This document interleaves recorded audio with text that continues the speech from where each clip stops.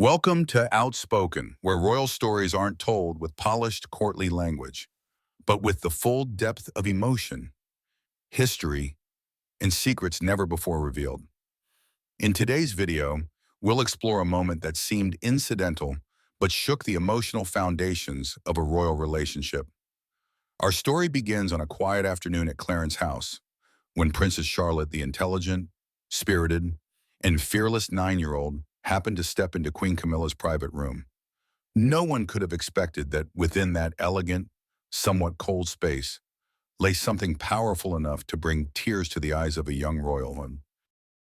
So what happened? What did Princess Charlotte find in that room that stirred the tender, yet unusually perceptive heart of a royal child? And what does it reveal about the true nature of Camilla, a woman once vilified for decades as the other woman, but who now wears the crown of queen? We all know that Camilla Parker Bowles's path to becoming queen was anything but smooth. From a controversial figure, she was once looked upon with disdain, blamed for the unraveling of Princess Diana in Prince Charles's marriage. Years passed under public criticism, cold stares from the media, and even tension within the royal family. Camilla had to learn to endure, to compromise, and to wait. But in time, she slowly proved her worth, not through titles alone, but through quiet perseverance and a keen, strategic grasp of palace relationships. Still, even with the formal crown, Camilla has never quite escaped the shadow of Diana, not in the hearts of the public, and perhaps not even in the minds of the next generation. Princess Charlotte, daughter of Prince William and Princess Catherine, is a unique figure within the British royal family. At just 9 years old, she already shows a surprising calmness and poise, as if she embodies both her royal lineage and the warmth and relatability of her beloved mother. Charlotte is not only the highest-ranking female heir in generations, but also a symbol of a new kind of royalty, one that looks back on history, but isn't afraid to question it. And it is precisely this spirit that made her quiet moment inside Camilla's private room so haunting. This video will take you deep into that very moment, a journey that uncovers not only a hidden corner of royal life, but also stirs questions of memory, redemption, and whether a heart can truly change after the storms of the past. It was a peaceful afternoon at Clarence's house, the royal family's occasional refuge from the spotlight and the demands of public duty. Spring sunlight filtered gently through tall windows, casting golden streaks across polished wooden floors. Everything was unfolding in quiet. Predictable Rithas Palace staff were changing flowers in crystal vases. Chefs were preparing afternoon tea, and the royal children George, Charlotte, and Louis were playing hide-and-seek in the back gardens. No one could have predicted that a fleeting moment amidst their playful laughter would soon reveal something deeply moving. 9-year-old Princess Charlotte, quick-witted and far more perceptive than her years, darted through the red-carpeted hallway in search of the perfect hiding spot from her brother. Her small shoes clicked cheerfully on the floor as she swung open a closed wooden door, a door that led into Queen Camilla's private room. It wasn't a place children typically entered, but it wasn't strictly off-limits either. Charlotte had no idea that she had just stepped into a space filled with emotional weight and personal history few had ever seen. Camilla's room wasn't as lavish as one might expect from a queen's private quarters.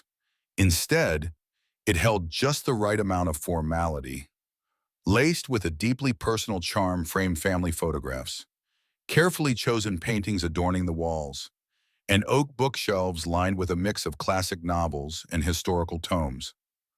On the desk sat an old pocket watch, engraved with the words, "To see, with love, 1980, and a small photo frame lying face down, as if deliberately hiding something. Charlotte stepped closer, curiosity guiding her small hands to flip the frame over. The moment her eyes fell upon the image, she froze, overwhelmed by something she couldn't name. It was a photograph of Princess Diana, her father's mother, laughing in the middle of a lavender field. Her eyes lit up with pure joy. Around the room were other items that, at first glance, seemed innocuous, yet each whispered of a past carefully tucked away. A delicately embroidered handkerchief with the initials D.E.S.C. Diana Elizabeth Spencer, a time-worn letter tucked inside a leather diary, a few well-thumbed notebooks, with certain lines underlined. She was always the light in the room. Whether Camilla kept these objects out of guilt, nostalgia, or some unspoken reverence, no one could say. But one thing was certain, these weren't meant for public view. Charlotte stood silently, too young to fully grasp the emotional weight in the room, and yet she felt something undeniable, something raw, something painfully human. Perhaps it was this accidental discovery, this stolen moment of truth that would quietly begin to shift how the family looked at the past, at loss, and at forgiveness. But that is a story for another time. Charlotte's gaze drifted again this time to something hidden behind the thick curtain. Tucked away in the shadowed corner of the room was an old wooden box that seemed utterly out of place among the polished, regal decor. It wasn't on display, it wasn't kept in pristine condition, and it carried none of the proud elegance that marked the rest of the space. And yet, the box seemed to possess an eerie pull. Its carvings were intricate, the aged wood covered in worn, ornate patterns that hinted at stories long buried. Charlotte stepped closer, instinct telling her there was something important inside. As her small hands touched the lid, a chill seemed to seep through her palms, the kind that belonged more to memory than to time. The lid creaked open with a soft groan, and inside lay an entire world of remembrance, both delicate and devastating. Handwritten letters, folded with care. The paper yellowed, the ink smudged in places, but the graceful handwriting still spoke with an intimacy that felt almost alive. Beneath the first letter lay an old photograph, grainy, taken on color film, its edges curled with age. A young man in military uniform, his eyes fixed adoringly on a woman in a floral dress, laughing with her head tilted just so. Charlotte paused. She didn't know who they were, not really. But some quiet part of her, the tender instinct of a child, whispered that she was witnessing something sacred, something not meant to be found. In a hidden compartment inside the box, she found a piece of jewelry, a heart-shaped locket, every inch etched with delicate, hand-carved patterns. She opened it. Inside was a paired photo on one side, a young Prince Charles. On the other, unmistakable. Even in her youth was Diana, the same familiar face Charlotte had seen countless times in family albums and old magazine covers. Her grandmother. Her heart clenched. How could this be in Camilla's room? Why was a photo of Diana Williams' mother sealed inside a love token like this? And why was it hidden, buried in a box like a secret too heavy to carry? Charlotte didn't understand all of it, but she knew, with a child's quiet certainty, that she had stumbled into something forbidden. The room, once soft and inviting, now felt heavy with silence. And those items, the letters, the photographs, the jewelry, they seemed to speak without words, whispering a love triangle never truly resolved, a past filled with longing, with betrayal, with tears that had long since dried. And for a 9-year-old girl, all Charlotte could feel in that moment was this: someone had hurt here, deeply. And in that pain, her grandmother Diana still lingered, silent, unseen, but haunting all the same. Was Queen Camilla keeping these things to honor a love long gone, or were they trophies of a battle won at too great a cost? There was no clear answer, not yet, and certainly not for a child still untouched by the complexities of adult grief. But Charlotte's eyes, bright with innocence and wonder, had unknowingly turned the page on a chapter the British royal family had spent years trying to bury. A truth never spoken, yet always present like the old wooden box that had lain quietly in the shadows for decades. In that suspended moment, time seemed to halt. Charlotte, a child born into a family marked by controversy, stood amid the memories of adults who had once loved, hurt, and fought for what they believed was theirs. The box she had found wasn't just a keepsake. It was a flicker from the past, smoldering and waiting for the day it might catch flame. And the first to see that light was a child. The aged wooden box Charlotte had discovered was more than an antique tucked away in Queen Camilla's elegant room. It was a doorway into a hidden past, a drawer full of destiny's sharp turns moments few had ever glimpsed. As Charlotte gently lifted the lid, the soft creak of its hinges echoed like a ghost of history, stirring the dust of memories long locked away. At the top lay a bundle of handwritten letters, tied together with a dark crimson velvet ribbon. The first letter, inked in a rich brown that had withstood time, bore the flowing script of Camilla, dated from the 1970s. Charlotte, though too young to grasp every word, could pick out certain ones: Charles, destiny, love repeated again and again. It opened with a simple greeting, "Dearest Charles," but quickly gave way to a torrent of emotion, a mix of deep affection and aching resignation. Camilla had written, "If we had been born under different stars, perhaps everything would have been simpler. But we cannot run from what has been set before us. I do not ask you to forsake your duty. I only ask to keep some small part of us alive, in your heart, forever." These weren't just the words of a woman in love. They were a farewell from someone who knew her limits within the tight grip of royal expectation, a time when she and Charles had been torn apart by forces larger than themselves. Pressures from the crown, expectations from the public, a future laid out for Charles, one that required a young, pure bride who could play the part of the perfect princess. Beneath the letter was a faded photograph, its edges singed and colors drained by time, but still clear enough to see two women standing side by side, Camilla and Princess Diana. The image captured them at a charity event in the early 1990s, when Diana still reigned as the embodiment of elegance and compassion in the eyes of the world. Their eyes didn't meet. Diana looked out toward the crowd, a poised smile on her lips. Camilla stared into the middle distance, her expression unreadable, that something between admiration and quiet retreat. That still frame, frozen in time, told a story without a word: the long, smoldering triangle between Diana, Charles, and Camilla. At first glance, the image appeared harmless, but to those who knew where to look, every glance and gesture held layers of unspoken truth. At the very bottom of the box, nestled in a pouch of deep blue velvet, was a piece of jewelry, a white gold necklace, strung with gray pearls and crowned by a single blue sapphire. This was not an ordinary trinket. Attached was a small tag, the handwriting unmistakable: Diana's, with love. Its presence in Camilla's room was almost a contradiction. How could the woman once vilified as the other woman be in possession of something so intimate, so clearly once belonging to Diana, the woman cherished by an entire nation? Was it a sign of remorse or a symbol of respect, a private ritual of remembrance for the woman who once walked the same stormy path? The necklace was more than adornment. It was a witness to an era where love, duty, and ambition collided violently. Perhaps Camilla kept it not to possess, but to remember.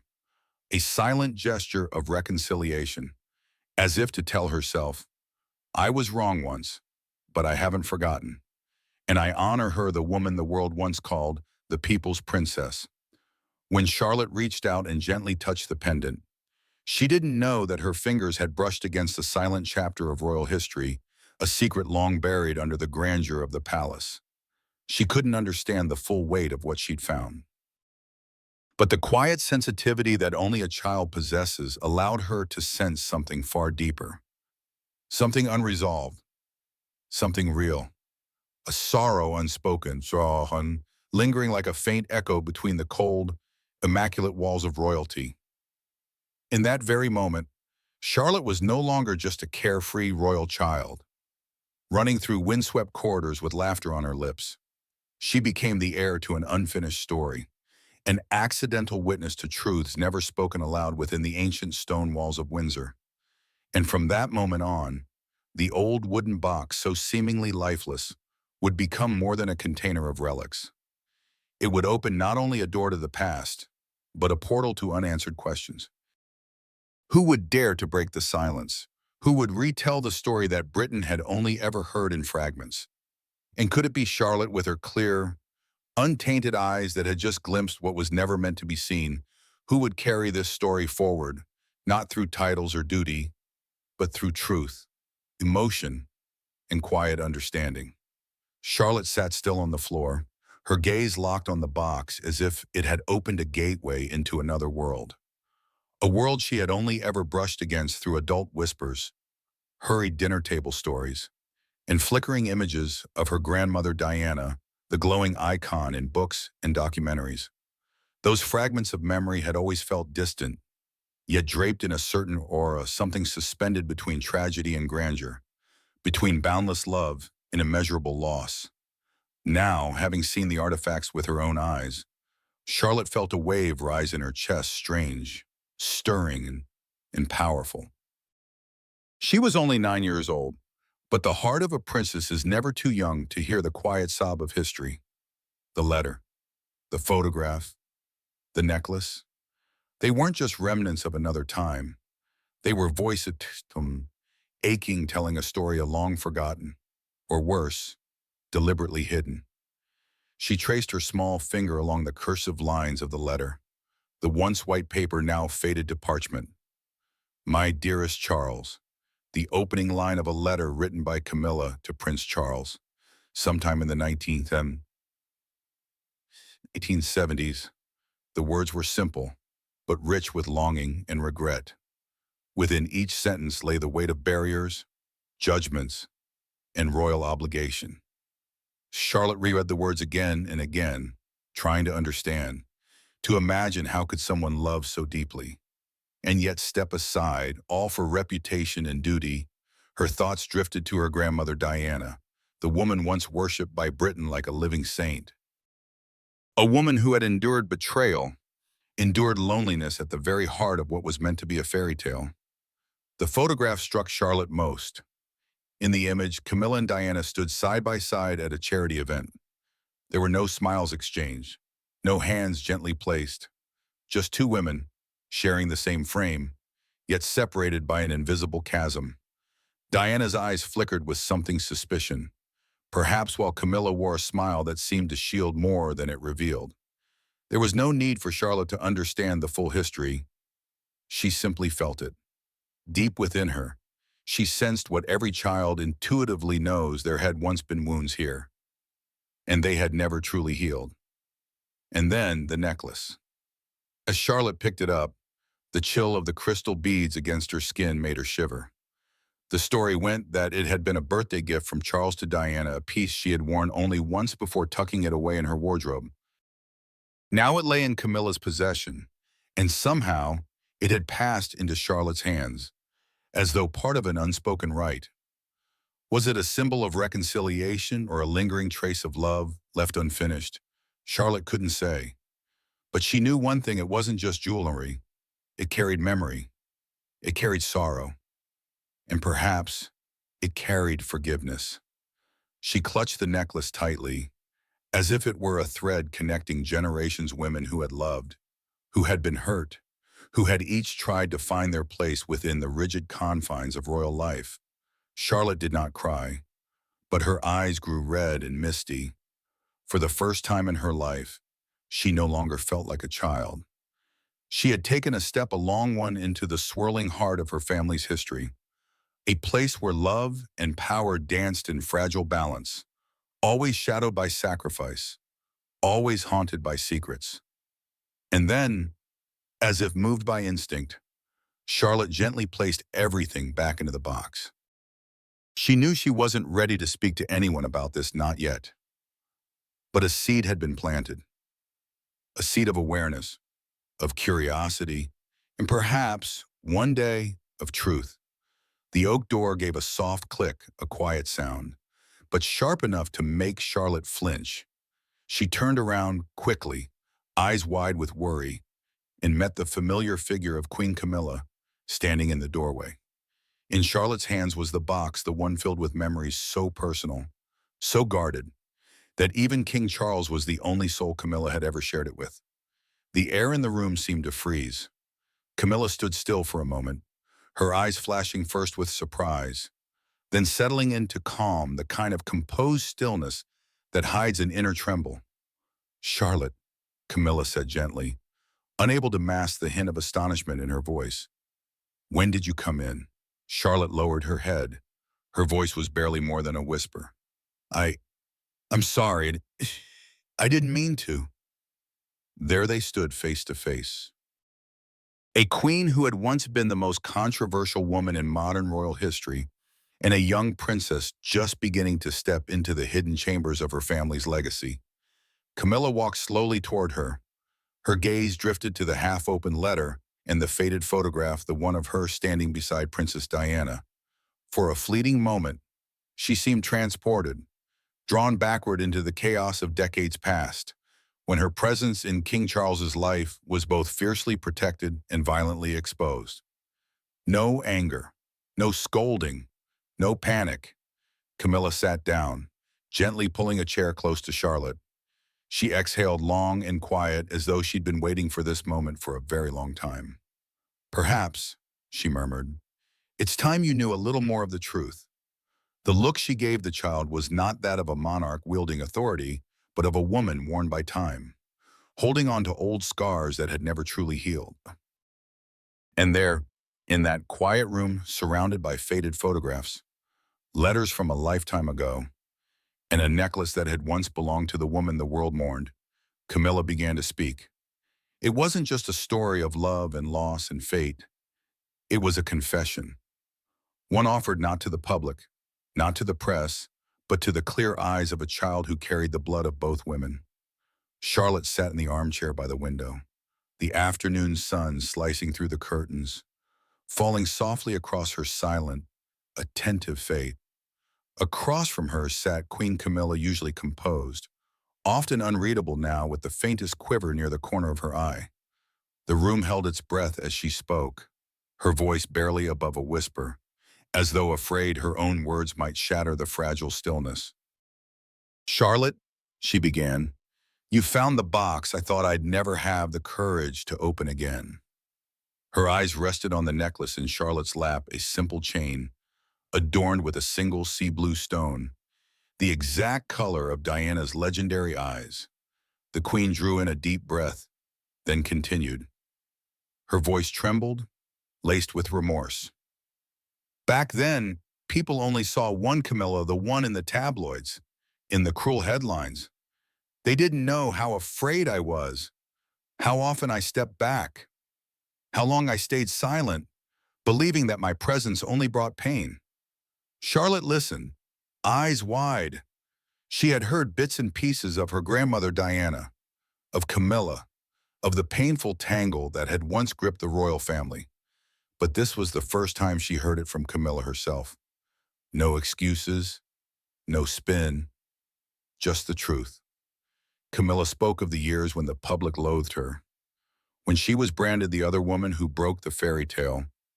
She didn't deny what had happened. But she didn't romanticize the Mahate shit either. "I can't undo the past," she said quietly. "But I can live the rest of my life trying to prove that I've learned, that I understand the hurt I caused." And when she spoke Diana's name, she paused. The tears came not performative, not staged, but raw and unguarded. They ran from wounds still open beneath layers of time and silence. Diana was a woman with a remarkable heart. There were times I envied her, times I resented her. But more than anything, I admired her. I kept that necklace to remind myself of her gaze, that fierce, broken, beautiful kin of a mother and a wife deeply wounded. And I hope that one day her sons William and Harry can forgive me, or at least understand that I tried. Charlotte said nothing at first, but slowly she reached out and took Camilla's hand in hers. The gesture was quiet, small, but it carried with it surprise, a child's innocent compassion, and the first spark of forgiveness. And in that soft squeeze, in that moment between generations, there was hope. Hope that the cracks of the past, though never erased, might one day begin to heal. Charlotte remained silent throughout Camilla's story, her wide eyes fixed intently on every word. Every quiet sob from the woman who had long been surrounded by judgment and the shadow of the past.